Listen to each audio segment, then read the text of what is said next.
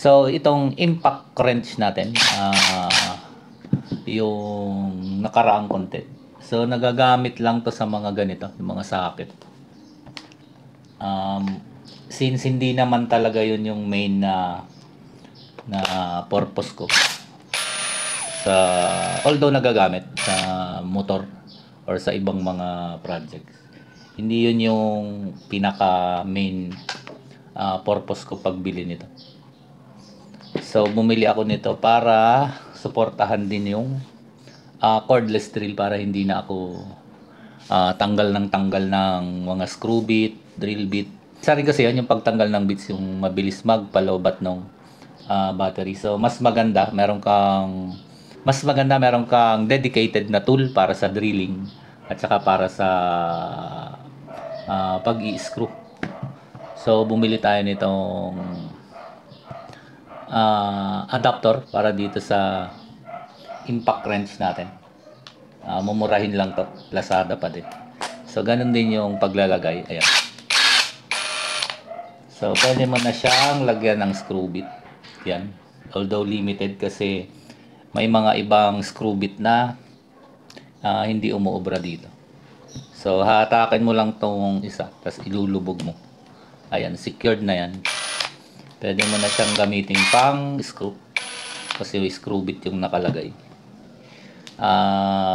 Pagtanggal ganun din, hilahin or itulak. Tapos hugutin. So, okay na okay itong adapter na to. Pero, pag gagawin ko siyang pang drilling, bawa pang kahoy, kakabitan ko nito. Hindi siya pwede. Pwede dun sa ibang sizes pero yung maliliit hindi. So, ang ginawa ko naman, bumili ulit ako ng isa pang attachment. So, ito, para siyang chuck. Chuck talaga siya ng drill. Ayan yung size dyan. Hanggang 10mm daw. So, ganun pa rin, mura lang din ang bili ko nito. May 3 components. So, ang pagkabit ay ito ilalagay dito. Tapos, ikutin para humigpit. Tapos, itong screw ay sa loob, sa harap. Siya ay reverse threaded. So, pabalik yung pag-i-screw.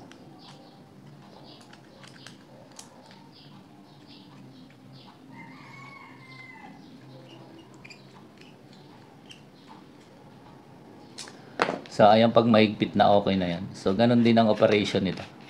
Ikot-ikot mo lang para humigpit at pakabila naman para lumuwag. So, ito, pwede na siyang ikabit dito.